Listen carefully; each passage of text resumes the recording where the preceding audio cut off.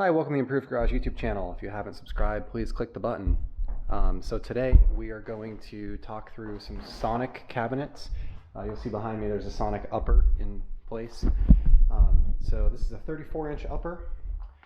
They come locked, and the keys are in a bag that's kind of taped to the front. You unlock them, and you can kind of see the inside. They have like these soft open hinges. Inside you'll see that there are keyholes in the back and holes, and these corner holes are designed to mount on the Sonic rail system. Because I'm not using the Sonic rail system, I drilled holes in the back of the cabinets. I'm using 5/16 bolts to bolt these up, so I drilled like a 3/8 hole in the back, and what I did was I put a straight edge across the top of the factory bolt holes all the way across, and then I just did 3 inches in from the side, 3 inches in from the side on all four corners. Same thing here. And I'll just kind of show you the reasoning for that. So you can, of course, use the factory bolt holes that are there, these ones, to bolt it to the wall. Problem is, these are 32 inches from there to there. From the bolt hole to the bolt hole. It's a 34-inch cabinet. But unless you get your studs perfectly right inside your wall, they don't line up. So when we take a look at this cabinet, I put furring strips behind it, just like these. And the furring strips, if you use the keyhole bolts, you're like here and here and here and here, and even in the soft pine, you just blow the corner off of it. So what I decided to do after messing around with the first cabinet a little bit, I'm using 1x6 pine furring strips, or 1x6 pine trim. I just kind of painted the edge of them black with some black spray paint. I don't really care about the bottom or the face, because you're not going to see any of that. I just want to see the part that's going to stick out the edge there. You can see behind my hat there on that one, or same thing with that. So we put this up, and then I'm going to hold the cabinet into place. I'm going to mark one of the holes where I actually want it to be. Then I'm going to drill the hole. Then I'm going to put the cabinet back up, bolt that into place, and then I'm going to make it level with my level, and just kind of go around all four of them. So I'll end up with a bolt that's like here, and a bolt that's like here, and here, and here, and that'll work well. Now, in terms of mounting hardware, I've got wooden 2x4 studs or 2x6 studs that are behind a standard drywall wall. I'm using these construction anchors for the 1x6. You need to use an impact gun to put them in, so you can kind of crank them, and they'll be buried here a little bit so that they're below flush. These are 5/16 by 3 1/8. Other lengths would obviously work. Other diameters would work. These are just what I chose. I like this style head because it ends up having a lot of gripping strength on the wood. And then to actually mount the cabinets to the wall, I'm using these 5/16 by 1 1/4 bolts, along with these fender washers, which are 5/16 by 1 1/2 fender washers. So just making sure that I kind of distribute that load across the back side of the cabinet. So kind of get the cabinet held up here, get it in a place where it's going to be, and then we'll get it marked.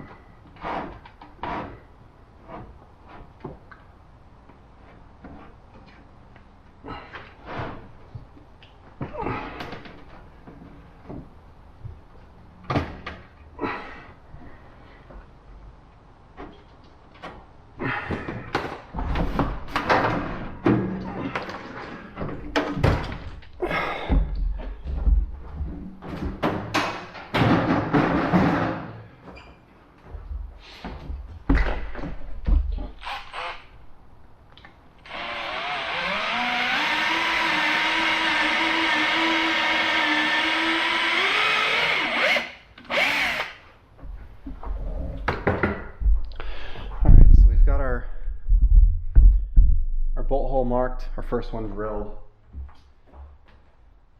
So what I'm going to do now is I'm going to bolt this up. So I'm using a smaller impact for this with a 5/16. Well, I'm using a 13mm, but same difference.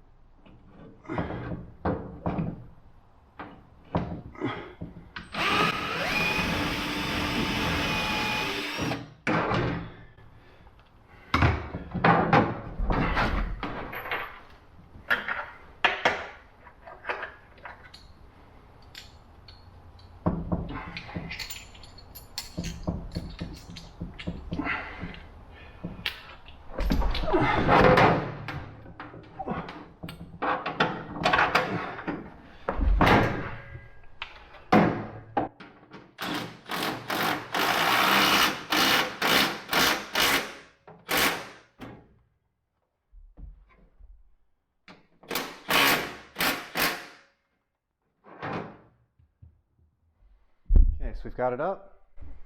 We'll check that it's level. Check our height. Make sure it's where we want it to be.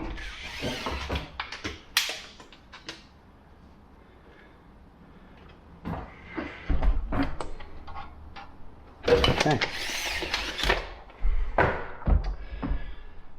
So that's up and in place. Put two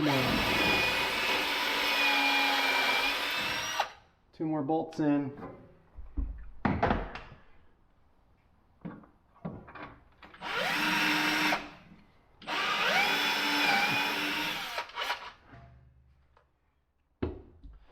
right. So it's bolted in place. You will find a bolt and nut in here, which are designed to bolt these together if they're on an array. We don't really need that.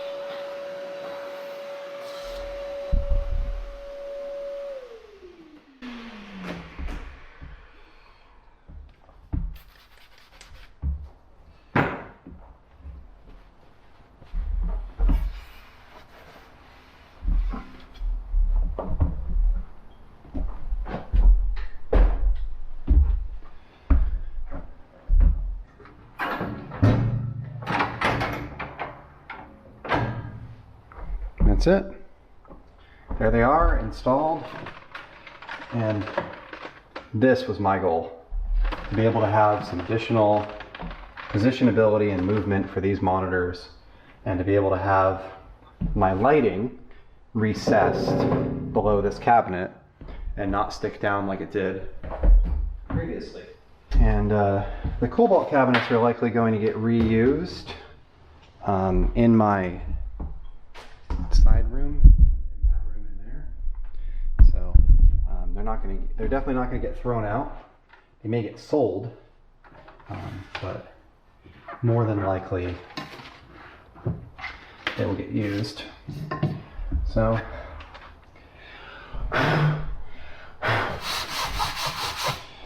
that's it. I think everything looks pretty good. Pretty happy with the cabinets so far. You know, as part of this, I'm kind of reorganizing the garage. So that left cabinet is going to be interior products. So leather care products, steering wheel restoration kit, color lock stuff, floor mat cleaner, you know, kind of all of that stuff. Some specialty products. The right one is going to be supplies. So that'll be like shop rags, boxes of gloves, packing tape, the pads for my Swiffer, just things that are, you know, just like normal garage supplies. And obviously I'm going to fix the wall up behind that cabinet. I'm sure you can see the spackle there. As soon as that dries, I'll touch it up and paint over it. Over here, you know, I've got all of my normal supplies that I use all day, every day. Tarex and glass cleaner are both over there because I've been using them. But I'm really happy with these cabinets and how they turned out. And I'm just ending up with a lot more storage. This one up here, I did a bunch of paint products in, so I have, and this one's up high because I wanted to be able to kind of walk underneath it without any problems. So I've got, you know, some cans of Rust-Oleum. I've got spray or paint products for painting the cars, my HVLP gun, which is Harbor Freight gun, and filters, and a bunch of different stuff related to painting cars. And I've got this one up nice and high. I'm not in it very often. I just wanted you to be able to walk underneath it just like you can the hose reel without it really being in your way. When I do the one over here, I'm likely going to do this at the same height, so it'll be up here if I do end up doing it over here. But this one shouldn't need the blocking in the wall because there's a block of studs here and a block of studs there. I should be able to catch both sides with the actual rack if I do it there. Yeah, so that's it. I mean, I really like the cabinets. I think they're awesome, especially for the money. You know, these cobalt cabinets are like $200. That upper 34-inch I think was $250. Maybe it was $290. I think it was $250 though. And I think it's a way nicer cabinet. The fit and finish, the weight of it, the colors are perfect. There's no dents in them when I got them. You know, they're in excellent condition, and they came from Alabama. You know, like they shipped across the country in a truck and they don't have marks all over them. Like I really couldn't be happier with the products and the purchase. Unlike the cobalt cabinets that I have there that have, you know, 2 different colored doors after getting door replacements, because my first ones that they came with were all scratched. I mean, look at these. Look at the doors on those. They're like perfect. There's a couple black marks on it from when I was putting it together. I have to wipe it off with some glass cleaner, but they're just absolutely perfect. So yeah, I mean, it's kind of a night and day difference, but it is a different price point. I think that these are a very similar price point to those. You know, it's those are $200 maybe. These are $250. But the unfortunate truth is that these require freight to get to your house. You know, so if you order 2 of these, it's $500 plus probably $500 worth of freight to get it to your house, depending on where you live. Where, you know, those cabinets are $200 and you pick them up at Lowe's. So, you know, it can add up quickly. I ordered 7 pieces from Sonic, so I got those 2 lowers right there, the stainless steel top that's on top of them, and then 1, 2, 3, 4 uppers. And those 7 pieces cost me $1,300 to ship. That came from Alabama to California. So I mean, I'm about as far away as I could be from where they shipped from, and they arrived in 5 days. They were unscathed. Old Dominion did a great job. You know, like everything was great about the whole experience. But they are expensive. They are a more expensive product. They are a premium product.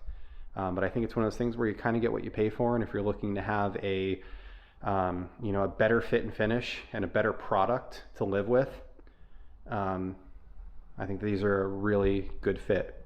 You know, these are something that I'll move from this house to the next house.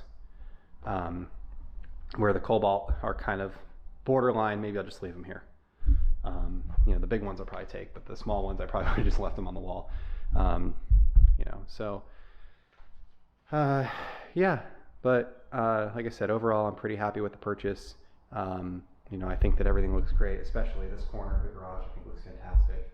And I'm just, you know, continuously trying to improve this, get better storage, and have it look better for the videos, for the products, be more functional. You know, just be a better overall experience for me as I'm trying to work in here and function. So, thank you for watching, and have a great day.